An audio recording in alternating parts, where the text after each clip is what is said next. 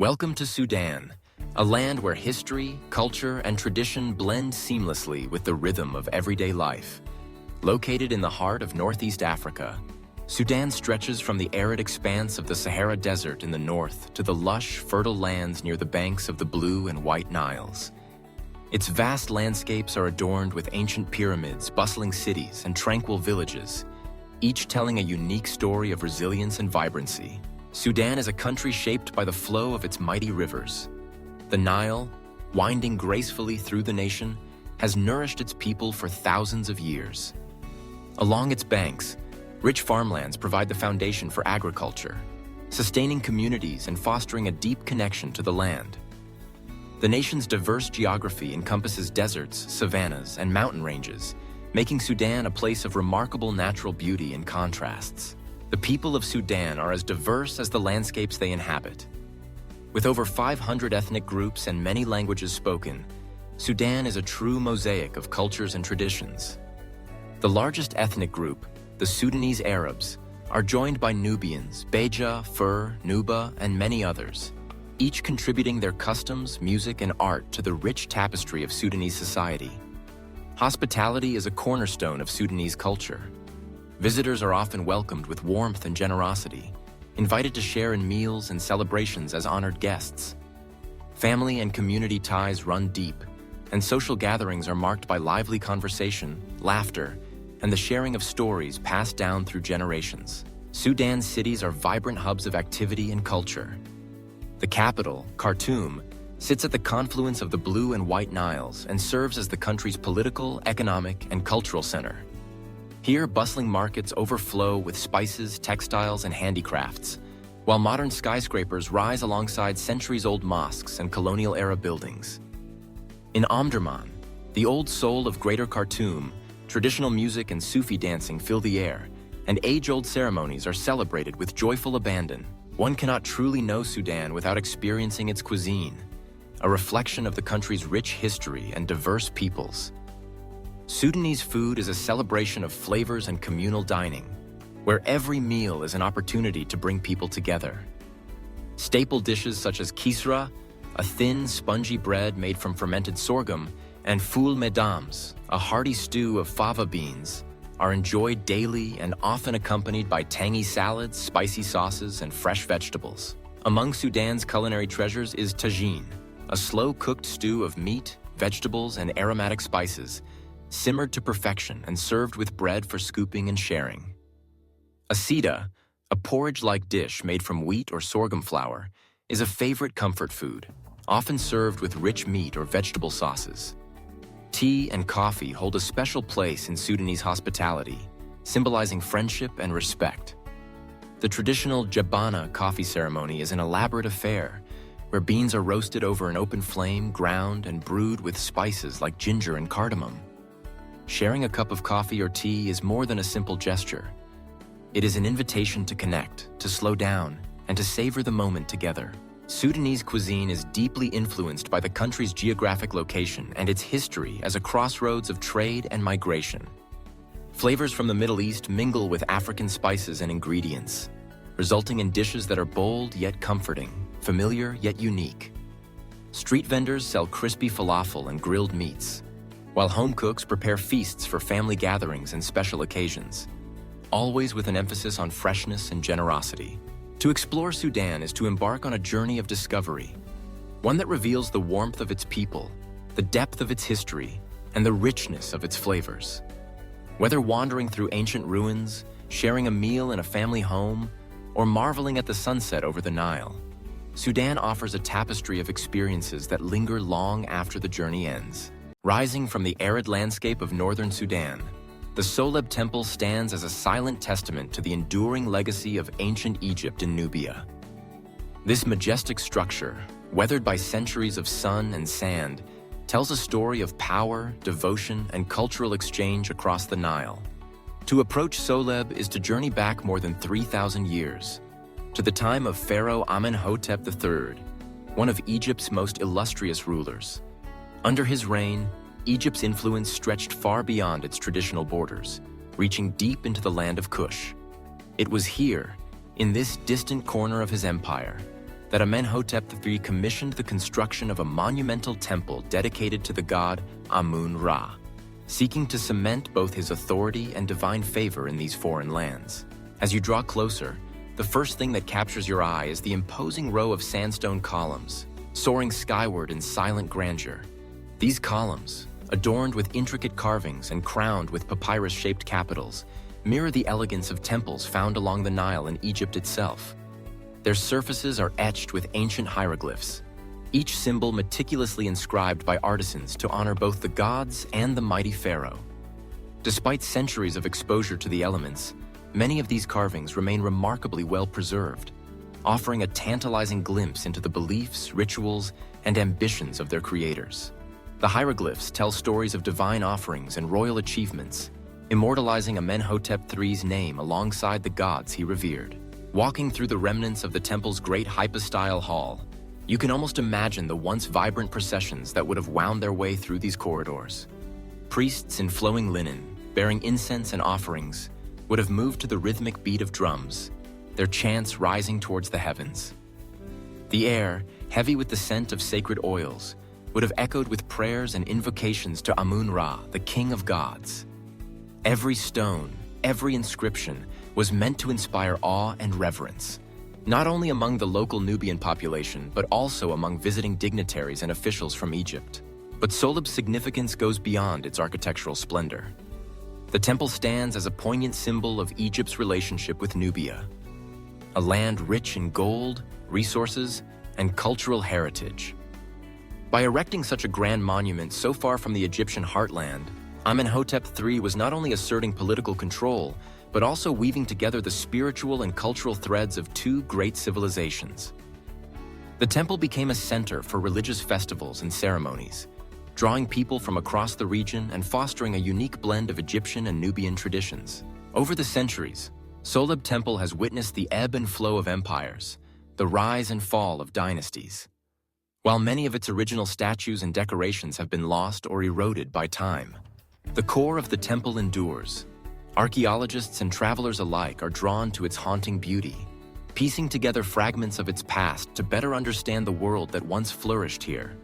Today, the temple remains a place of wonder and discovery, a reminder of the human desire to create, to worship, and to leave a mark upon the world. Standing among the columns of Soleb, surrounded by the vastness of the Nubian desert, one cannot help but feel a sense of awe. Here, in this remote corner of Africa, the voices of ancient priests and builders still whisper through the stone, inviting us to remember a time when gods and pharaohs ruled, and the boundaries of kingdoms were limited only by the imagination of those who dared to dream. Tamia, a beloved staple in Sudanese cuisine, is a deep-fried delight that carries the warmth of tradition and the rich flavors of the region. While it shares similarities with the more widely known falafel, Tamia distinguishes itself with a Sudanese twist that sets it apart. At the heart of Tamia are fava beans, carefully soaked and ground to create a smooth, hearty base. Unlike the chickpea-based falafel found in other parts of the world, Sudanese Tamia relies on fava beans for a subtle, earthy flavor and a softer, creamier texture. The preparation begins with fresh herbs, cilantro, parsley, and dill, blended into the bean mixture, infusing it with vibrant color and a burst of aromatic freshness. Garlic, onions, and a blend of spices such as cumin and coriander add depth and warmth, creating a mixture that is both fragrant and inviting. Some cooks even add a hint of chili for a gentle kick, reflecting Sudan's love for bold, lively flavors. Once the mixture is perfectly seasoned, it is shaped into small balls or patties and rolled in sesame seeds, giving Tamia its signature nutty crunch. The balls are then deep-fried to a golden brown, achieving a crispy exterior that yields to a tender, flavorful center. Tamia is more than just street food. It's a source of comfort and pride for many Sudanese families. Often served with warm, fluffy bread, fresh salad, and tangy pickles, Tamia can be enjoyed as a snack, a meal, or even a festive treat during special gatherings. In every bite, Tamia tells the story of Sudan's diverse culinary heritage. It is a dish that brings people together, celebrating community, culture, and the simple joy of sharing good food.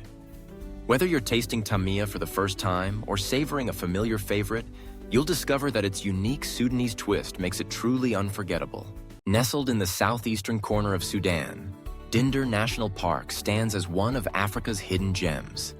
A vast expanse of wilderness where the rhythms of nature play out undisturbed by the bustle of modern life. Spanning over 10,000 square kilometers, this remarkable reserve forms an intricate tapestry of grasslands, woodlands, and seasonal floodplains, creating a sanctuary for an astonishing variety of wildlife. Here, the land breathes with ancient life, and every sunrise brings the promise of discovery. As dawn breaks over the park, golden light spills across the savanna, illuminating the silhouettes of acacia trees and shimmering atop the gently winding tributaries of the Dinder and Rahad rivers. Under this vast sky, herds of antelopes begin their day. The stately kudu, with its spiral horns, moves gracefully through the underbrush, while the red-fronted gazelle darts nimbly across open spaces. The Besa oryx, with its straight horns and striking markings, keeps a careful watch for predators. These antelopes are not only symbols of the park's vibrant biodiversity, they also serve as a vital link in the complex web of life that thrives here. Among the most awe-inspiring residents of Dinder National Park are its big cats. Lions, the undisputed rulers of these plains, patrol their territories with regal confidence. Their roars echo across the grasslands, a reminder of their dominance and the delicate balance of predator and prey. Sharing this domain are the elusive leopards, masters of stealth and camouflage. They move silently through the shadows, rarely seen but always present, their spotted coats blending seamlessly with the dappled light of the forest. These apex predators play a crucial role in maintaining the health of the park's ecosystem, ensuring that the cycle of life continues uninterrupted. But Dinder's treasures are not limited to its mammals. The park is a paradise for bird enthusiasts, boasting over 160 recorded species. In the early morning, the air comes alive with the chorus of songbirds, while the brightly colored plumage of bee-eaters, rollers, and kingfishers flashes among the branches. Along the riverbanks, the stately African fish eagle surveys the waters, ready to swoop down for an unwary fish. Migratory birds also flock to Dinder, making it an important stopover on their long journeys between continents.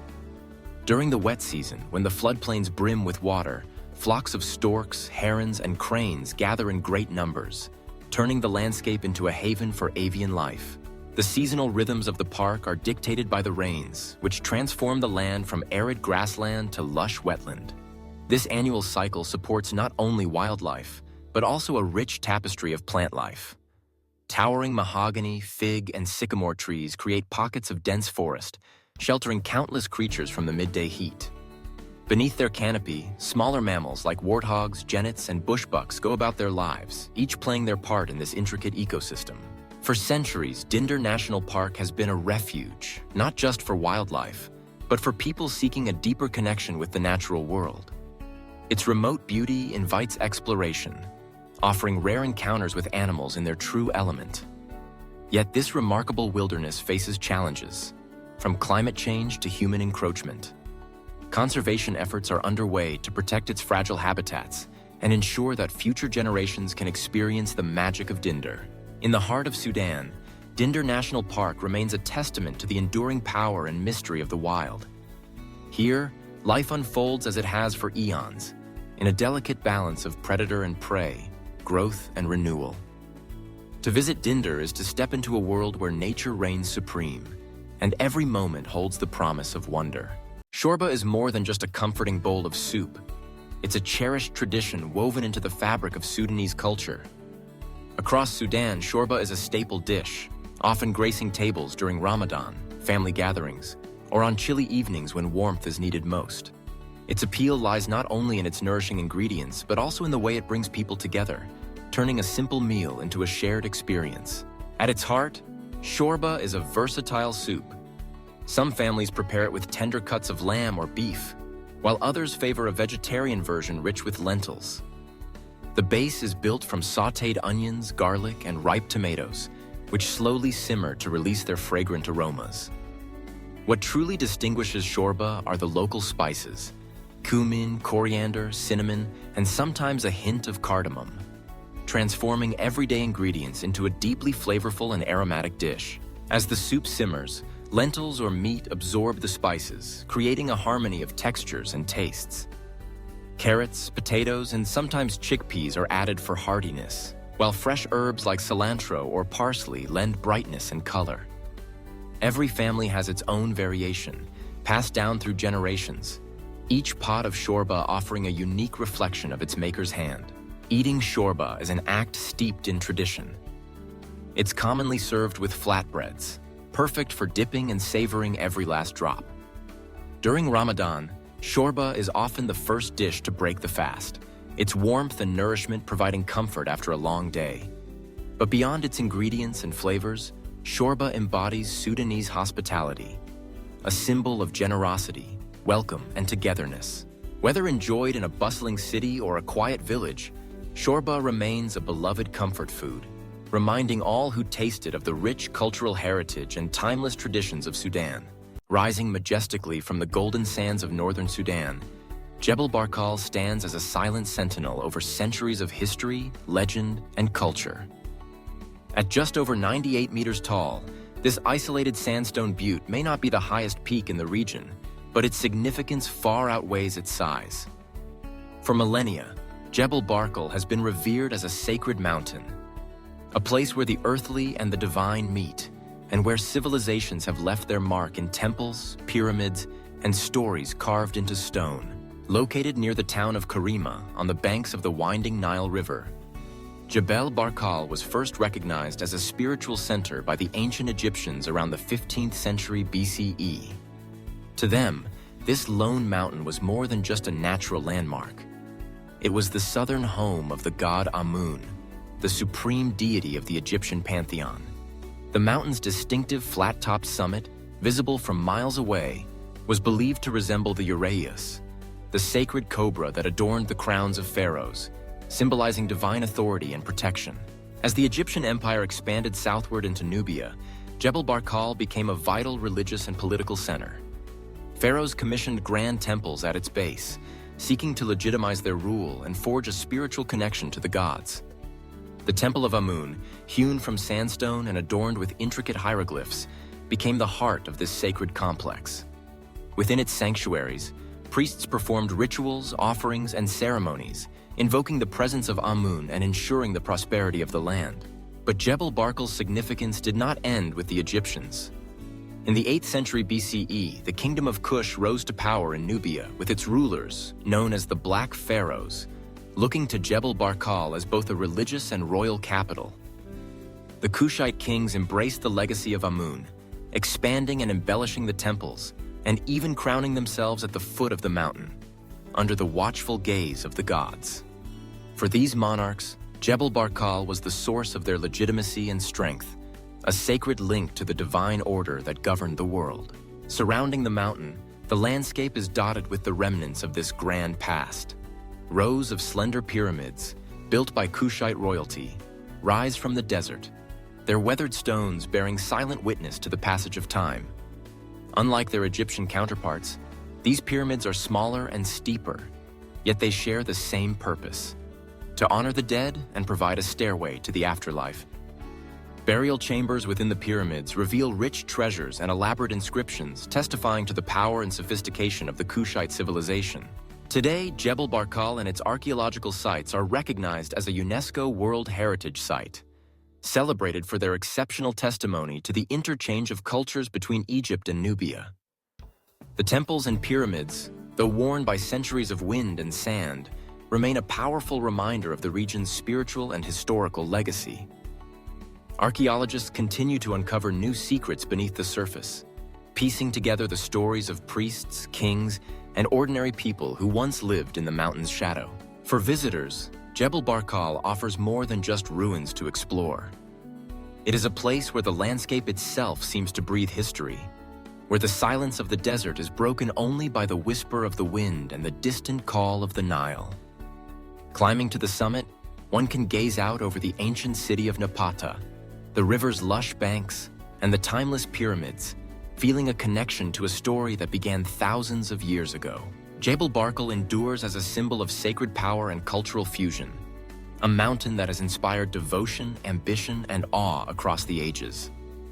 Its temples and pyramids are not just relics of a distant past, but living echoes of humanity's enduring quest for meaning, belonging, and the divine. Originating from the vibrant culinary traditions of East Africa, gurasa is a soft, flat bread beloved for its versatility and comforting texture. Unlike other breads that rely on yeast or extensive kneading, gurasa is typically made by mixing wheat flour, water, and a pinch of salt into a smooth, pliable dough. After resting, the dough is rolled out into thin rounds and cooked on a hot griddle until golden brown spots appear, creating a bread that is both tender and slightly chewy. What sets gurasa apart is not just its simplicity, but how it serves as the perfect companion to rich, flavorful stews. Whether paired with spicy lamb, hearty chicken, or a medley of slow-cooked vegetables, gurasa acts as both a utensil and a canvas, soaking up savory sauces and delivering a burst of flavor with every bite. Its mild taste allows the spices and textures of the stew to shine, while its structure holds up well against broths and gravies. In many households, gurasa is not just food, but a symbol of hospitality and togetherness. Families gather around large platters, tearing off pieces of the warm flatbread to scoop up mouthfuls of stew, sharing stories as they eat. The process of making gurasa is often communal, with generations working side by side, passing down techniques and secret touches that make each batch unique. Beyond its traditional roots, gurasa is gaining recognition among food lovers worldwide. Its adaptability means it can be filled, rolled, or topped with a variety of ingredients, making it suitable for modern twists and international fusion dishes. Yet, at its heart, gurasa remains a celebration of simple ingredients, patience, and the joy of shared meals. At the heart of Africa, where history, geography, and legend entwine, lies a natural wonder that has captivated explorers, scholars, and travelers for centuries. The confluence of the Blue Nile and the White Nile. This remarkable meeting point, known locally as Al Morgan, is situated just north of Sudan's capital, Khartoum. Here, two mighty rivers, each with its own unique journey, character, and color, merge to form the world's longest river, the Nile. To truly appreciate the significance of this confluence, one must first understand the origins of the rivers themselves. The White Nile begins its long journey in the Great Lakes region of Central Africa, most notably at Lake Victoria, Africa's largest lake. Its waters are slow-moving, laden with silt, and often appear a pale, milky hue, hence the name White Nile. In contrast, the Blue Nile springs from the Ethiopian highlands near Lake Tana, surging through rugged canyons and high plateaus. Its waters carry rich, dark volcanic soil, giving it a deep blue-green color, especially during the rainy season. As the two rivers travel northward, they carve their way through diverse landscapes, supporting countless communities and ecosystems along their banks.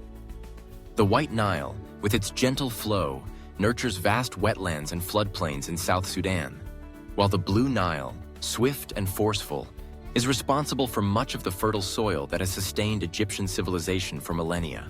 Finally, at Al Morgan, just upstream from Khartoum, the rivers meet.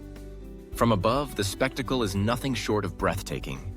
The pale, almost creamy waters of the White Nile flow alongside the dark, swirling currents of the Blue Nile.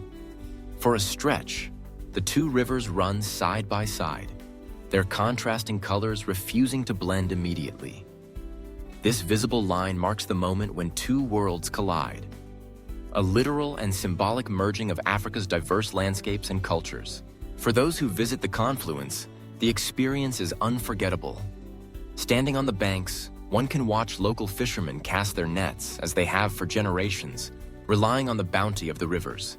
The air is filled with the sounds of water birds, their calls echoing across the water, while the city of Khartoum bustles in the distance. It is a place where the past and present coexist, where ancient trade routes once met, and where the future of nations is still shaped by the flow of the Nile. Al Morgan is more than just a geographical curiosity. It is a vital resource, providing water, food, and transportation for millions. The fertile floodplains downstream are essential for agriculture, especially in a region where rainfall is scarce. The merging waters have also played a central role in the myths and legends of the Nile, inspiring poets, artists, and historians alike. Yet the confluence is also a place of delicate balance. With increasing demands on water resources, climate change, and development projects upstream, the fate of the Nile and those who depend on it hangs in the balance. Cooperation between the countries that share the Nile's waters is more important than ever, as they seek to preserve this lifeline for generations to come. In the end, the confluence at Al Morgan stands as a testament to the enduring power of nature, a place where two rivers, each with its own story, come together to shape the destiny of a continent.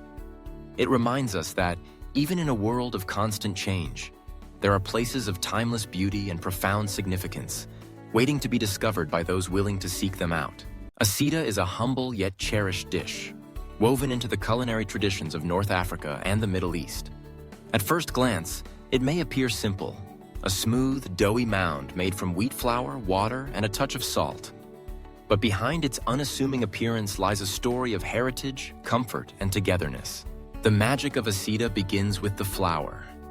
Fine wheat flour is sifted, ensuring a soft, lump-free texture. Water is brought to a gentle boil in a sturdy pot, and then, with careful timing, the flour is added, stirred continuously and vigorously. This process, though straightforward, requires patience and strength. The mixture thickens into a dense, elastic dough, smooth and silky to the touch.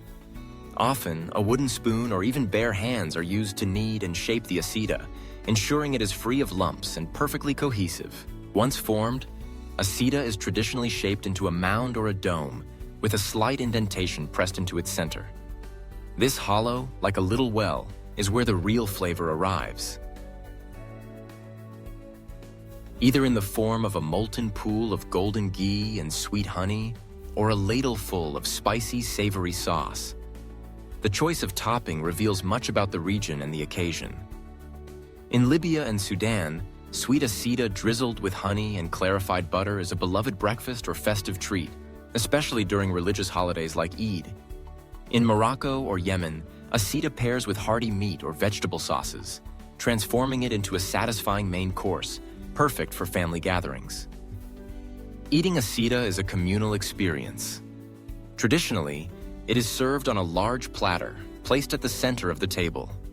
Family and friends gather around, tearing off pieces with their right hands, using the soft dough to scoop up sauce or honey.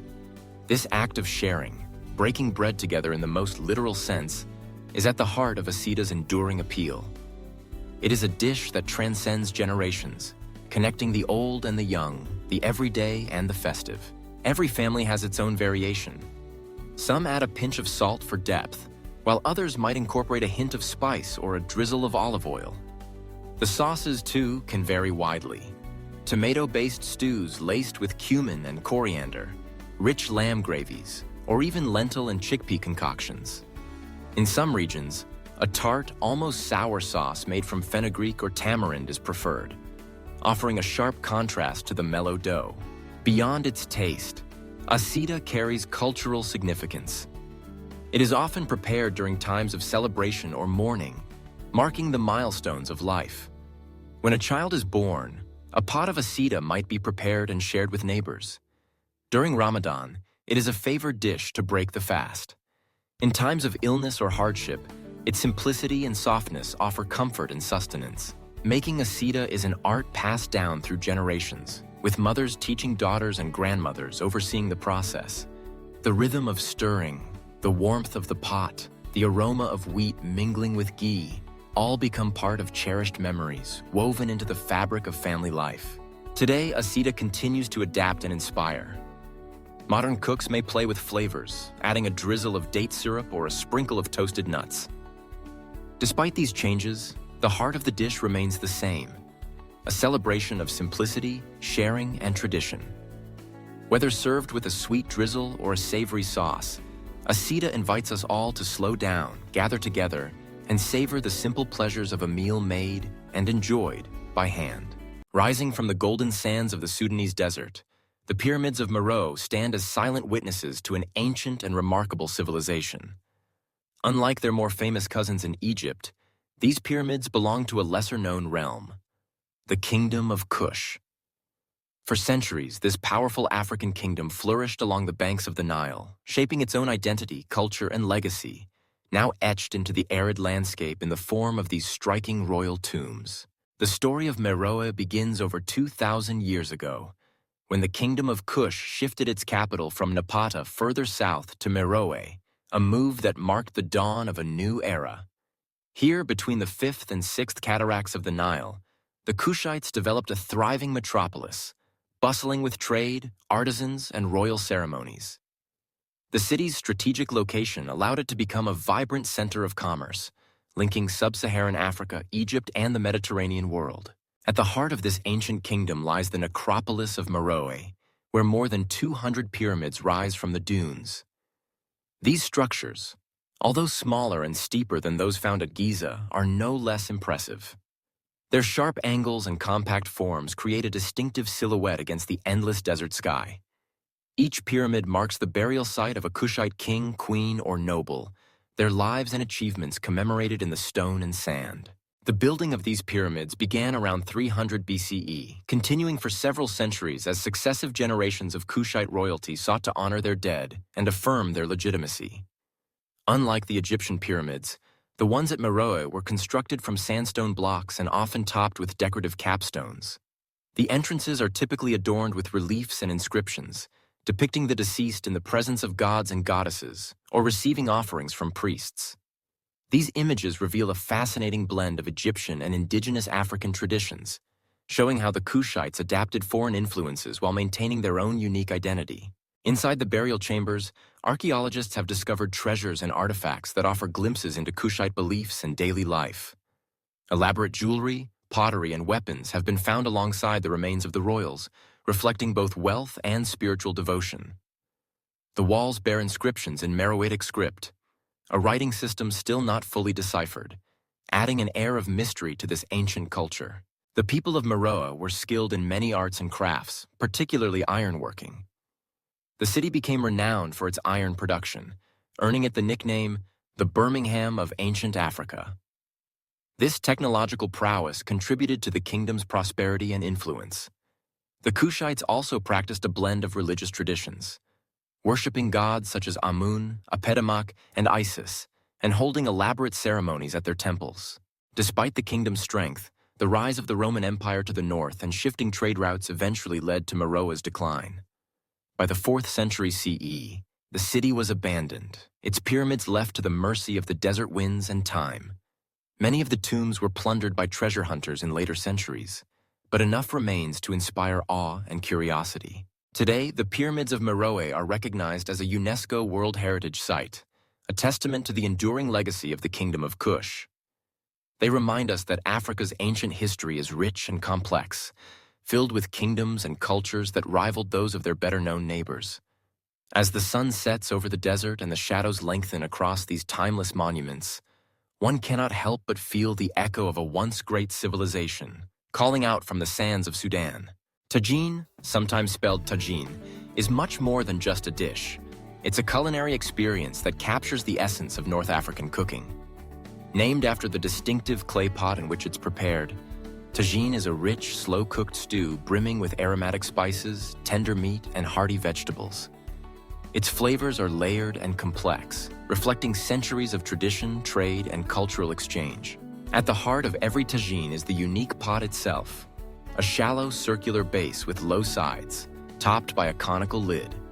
This clever design is no accident. As the tagine gently simmers over a low flame, the conical lid traps steam, allowing moisture to condense and drip back down onto the ingredients. This self-basting process ensures the meat remains succulent, the vegetables tender, and the flavors beautifully concentrated. The journey of making a tagine begins with the careful selection of spices.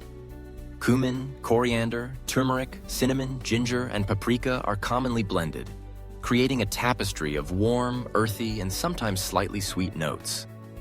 These spices are layered with garlic, onions, and sometimes preserved lemon or saffron, enhancing the depth and aroma of the dish. Meat is often the star ingredient. Lamb, beef, or chicken are all popular choices. Each brings its own character to the stew. Lamb might offer a rich, gamey undertone, while chicken provides a lighter, more delicate flavor. The meat is typically browned in olive oil at the bottom of the tagine, mingling with the spices to form a robust foundation. But tagine isn't just about meat. Vegetables play a crucial supporting role. Carrots, potatoes, zucchini, eggplant, and tomatoes are layered atop the meat, absorbing the fragrant juices as they cook. Sometimes, dried fruits like apricots, figs, or raisins are added, contributing a gentle sweetness that balances the savory and spicy elements. Chickpeas, olives, and almonds might also make an appearance, each adding their own texture and flavor. The slow cooking process is key. Tagine is meant to be unhurried, allowing time for the ingredients to meld together. As the hours pass, tough cuts of meat become meltingly tender, and the vegetables break down, releasing their natural sweetness into the sauce. The result is a harmonious blend of flavors, spicy, savory, sweet, and tangy, all in one comforting dish. Tagine isn't just confined to Morocco, though it is perhaps most closely associated with Moroccan cuisine. Variations can be found across North Africa, each region adding its own touch.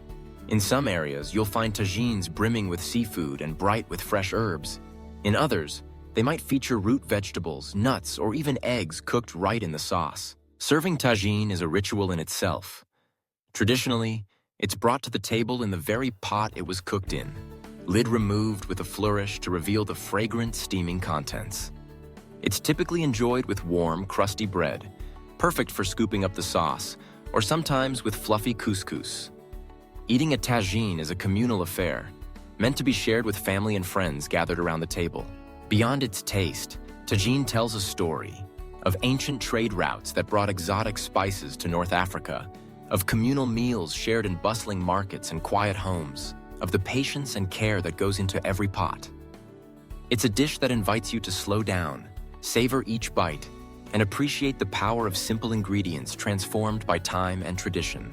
Whether you're tasting tagine for the first time or recreating it in your own kitchen, you're taking part in a rich culinary heritage, one that continues to delight and inspire with every flavorful mouthful. Khartoum, the vibrant heart of Sudan, lies at the extraordinary confluence of the blue and white Nile rivers.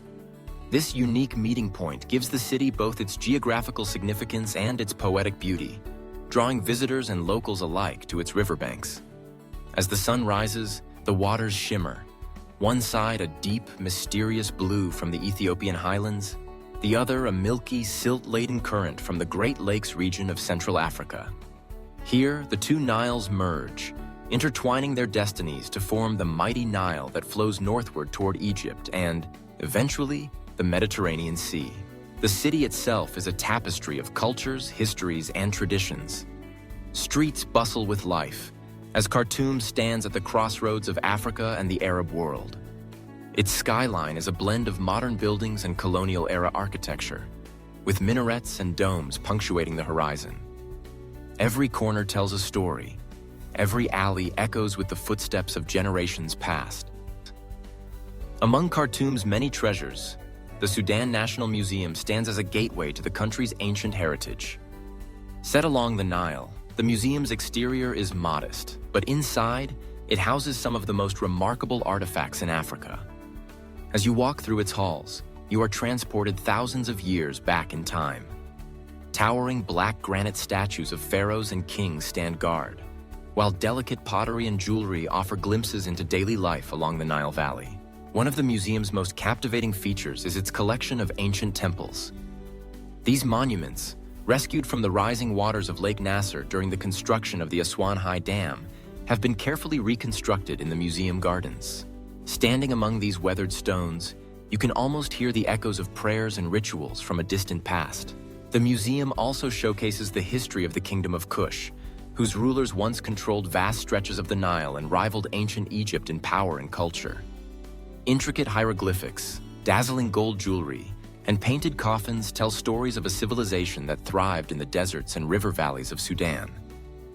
Each exhibit is a reminder of Sudan's pivotal role in the history of Africa and the world. Leaving the museum, the city's energy beckons you back into its embrace. Khartoum's local markets, or souks, are a sensory feast. In the Omdurman market, the largest in the country, rows of stalls overflow with colorful fabrics, aromatic spices, and handcrafted goods. The air is thick with the scent of incense and the lively banter of traders. Here, tradition and commerce blend seamlessly, as merchants invite you to sample dried dates or sip spicy Sudanese coffee brewed over charcoal. Wander deeper into the market, and you'll find artisans weaving baskets, pounding leather, and hammering intricate designs into silver jewelry. Each item tells a story, shaped by skilled hands passed down through generations. The market is not just a place to shop, it is a living museum of Sudanese culture and craftsmanship. Beyond the markets and museums, Khartoum's spirit can be felt in its people. Hospitality is a way of life here. Visitors are greeted with warmth and generosity, invited to share meals and stories. The city pulses with music, from the haunting melodies of the oud to the lively rhythms of traditional drums. At sunset, families gather along the riverbanks, children play in the fading light, and the city's mosques call the faithful to prayer. Khartoum is a city where history and modernity meet, just as the blue and white Nile converge. It is a place of contrasts and connections, where every street, every artifact, and every encounter weaves together the story of Sudan. Whether exploring its ancient treasures, haggling in its bustling markets, or simply watching the rivers flow, Khartoum invites you to discover its enduring charm and rich heritage. Kisra is a cherished staple in Sudanese cuisine, celebrated for its unique flavor and cultural significance. At first glance, Kisra may look like a simple flatbread, but its story begins long before it reaches the table. Made primarily from sorghum, a grain well-suited to the arid climate of Sudan, Kisra is more than just bread. It's a symbol of tradition, community, and resilience. The process of making Kisra starts with fermenting sorghum flour and water, sometimes combined with a bit of wheat or other grains. This mixture is left to rest for a day or more, allowing natural yeasts to work their magic. The result is a slightly sour, tangy batter with a depth of flavor that sets Kisra apart from other flatbreads. This fermentation not only enhances the taste, but also makes the bread easier to digest. When it's time to cook, the batter is poured onto a large, round griddle called a sage, spreading thin like a crepe. In just a few moments, Kisra transforms into a soft, pliable sheet, ready to be folded and served. The artistry lies in achieving the perfect texture, delicate yet strong enough to scoop up hearty stews and sauces. Kisra is traditionally served alongside rich, flavorful stews made from okra, lentils, or tender cuts of meat simmered in fragrant spices. Instead of using utensils, diners tear off pieces of Kisra and use them to scoop up the stew, savoring each bite as bread and sauce meld together. This communal style of eating reflects the warmth and hospitality at the heart of Sudanese culture. Whether enjoyed at a family gathering or a festive celebration, Kisra connects people to their heritage. Its simple ingredients and complex flavors tell a story of resourcefulness and togetherness, a story that continues to be shared, bite by delicious bite. Rising quietly from the golden sands of northern Sudan, Old Dongola stands as a testament to centuries of human ingenuity, faith, and resilience. This ancient city, perched along the fertile banks of the Nile, was once the vibrant heart of the medieval Nubian kingdom of Meroë, a crossroads where African, Christian, and later Islamic traditions intertwined to shape a unique cultural legacy. The story of Old Dongola begins in the 5th century AD, as the Meroë kingdom emerged in the wake of the great Nubian empires that had once rivaled Egypt itself. Here, the Nile's gentle curve brought life to the land, providing the foundation for a flourishing civilization. At the heart of this kingdom, Old Dongola was more than just a city. It was a symbol of power, religion, and trade, rising to prominence as the Meroë capital by the 6th century. One of the most remarkable chapters in Old Dongola's history was its embrace of Christianity. In the mid-500s, the city became one of the earliest centers of Christian faith in Africa, spurred by missionary work that spread from Byzantine Egypt. With the conversion of the Meroë kings, Old Dongola was transformed into a beacon of Christian learning and architecture. Elaborate churches, monasteries, and palaces were constructed, adorned with vivid frescoes and intricate stonework. The remains of the great church, once one of the largest Christian structures in Africa, still stand as silent witnesses to a vibrant spiritual life. For centuries, Old Dongola flourished as a bastion of Christian culture in the heart of Africa. Its rulers, renowned for their wisdom and diplomacy, maintained a delicate balance between the powerful Islamic caliphates to the north and the traditional African cultures to the south. Trade caravans laden with gold, ivory, and exotic goods passed through Dongola's gates, linking sub-Saharan Africa with the Mediterranean world. But change was on the horizon. By the 14th century, the tides of history began to shift. The spread of Islam across North Africa gradually reached the kingdom of Makuria.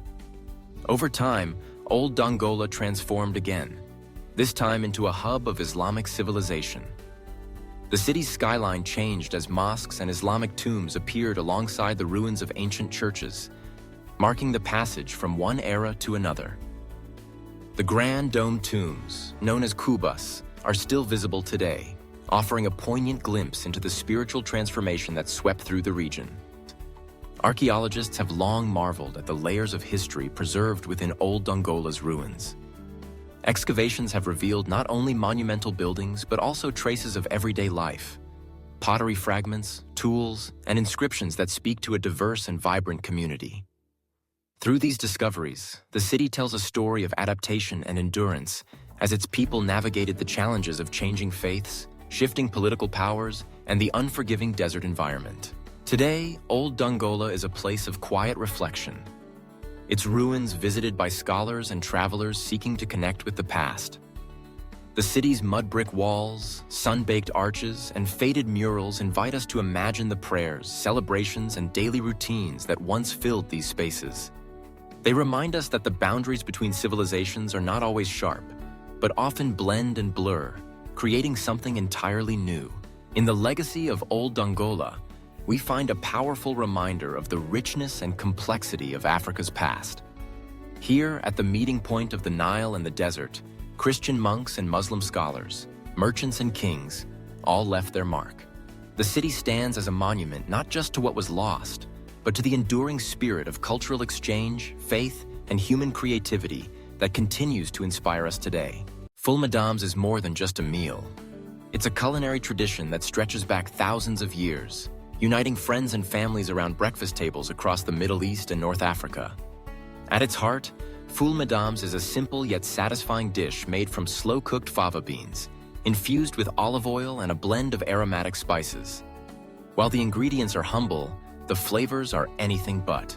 To prepare Full Madams, fava beans are simmered gently until they reach a creamy, melt-in-your-mouth consistency. The beans are then seasoned with salt, cumin, and sometimes a hint of garlic or chili, bringing a gentle warmth and depth to each bite. A generous drizzle of olive oil adds richness, while fresh lemon juice, chopped parsley, and diced tomatoes are often added just before serving, giving the dish a vibrant, fresh finish. Traditionally, Full Madams is eaten for breakfast, served piping hot with warm pita bread on the side. It's common to see it garnished with sliced hard-boiled eggs, pickled vegetables, or even a sprinkle of chili for those who like a little extra heat. For many, the ritual of gathering around the table to share Full Madams is just as important as the meal itself. It's a time to slow down, savor the flavors, and connect with loved ones. Nourishing and affordable, Full Madams is celebrated for its versatility. It can be customized with a range of toppings and sides, making it a staple in homes and street food stalls alike. Whether enjoyed as a hearty breakfast or a satisfying snack, Full Madams remains a beloved dish, treasured for its comfort, warmth, and the sense of community it inspires. On the shimmering coast of Sudan, where the desert meets the turquoise waters of the Red Sea, lies a forgotten jewel of history, Suakin Island. Once a bustling port city, Suakin's story is one of glory, decline, and an enduring struggle for preservation amidst the relentless tides of time. Its crumbling coral stone structures whisper tales of ancient trade, spiritual journeys, and the intricate artistry of Ottoman-era architecture. Centuries ago, Suakin was the heart of maritime activity along the Red Sea. Its strategic location made it a crossroads for merchants, explorers, and pilgrims. From Africa, Arabia, and beyond, ships laden with spices, textiles, ivory, and gold would dock along Suakin's bustling quays. For many, Suakin was also a sacred waypoint. Thousands of pilgrims embarking on the Hajj to Mecca passed through its gates, their journeys forever intertwined with the island's legacy. The city's architecture is its most striking feature, celebrated as the finest example of the Red Sea style. Here, coral blocks harvested from the nearby reefs were meticulously stacked, forming elegant facades, arched doorways, and intricate lattice windows. Unlike any other, this style harmonized with the environment, keeping interiors cool and airy amidst the region's searing heat. Ornate mosques, vibrant markets, and stately homes once lined Suakin's narrow streets, their whitewashed walls gleaming in the sunlight. Suakin reached its zenith under Ottoman rule, beginning in the 16th century. The Ottomans transformed the island into a regional administrative center and fortified it against foreign threats. The remnants of this era, the Hanafi and Shafi'i mosques, an imposing customs house, and fragments of defensive walls, stand testament to Suakin's importance and the Ottomans' architectural prowess. Yet these very structures, built from delicate coral, required constant care. Without it, they were vulnerable to the elements, their beauty slowly eroded by salt, wind, and neglect. The dawn of the 20th century brought dramatic change. The opening of the Suez Canal in 1869 shifted global trade routes, leaving Suakin's harbors silent and its streets deserted. Gradually, the city's population dwindled, and its coral buildings began to crumble, overtaken by time and the harsh coastal climate. What was once the pride of the Red Sea faded into obscurity, its ruins a poignant reminder of the city's lost splendor. But Suakin's story does not end in decay. In recent years, a new chapter has begun. Recognizing the island's historical and cultural significance, Sudan, with support from Turkey, has launched ambitious restoration efforts. In 2017, Turkish President Recep Tayyip Erdogan announced a partnership to revive Suakin. Restoration teams, led by Turkey's state-run aid agency TİKA, have set to work on the island's iconic Ottoman-era mosques and customs building, breathing new life into these architectural treasures. These efforts are more than symbolic. They have rekindled interest in Suakin, drawing visitors, scholars, and conservationists from across the world.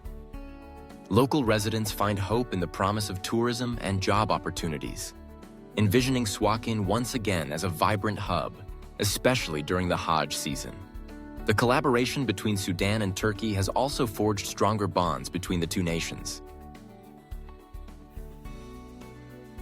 uniting them in the shared preservation of heritage. Today, as the sun sets over the Red Sea, Suakin's coral walls stand silhouetted against the horizon, fragile yet resilient. The island is a living museum, a testament to the artistry and ambitions of those who came before, and a symbol of how history, even at its most fragile, can be cherished and revived. As restoration continues, Suakin invites us all to remember the forgotten chapters of our world and to imagine a future where the echoes of the past inspire new beginnings.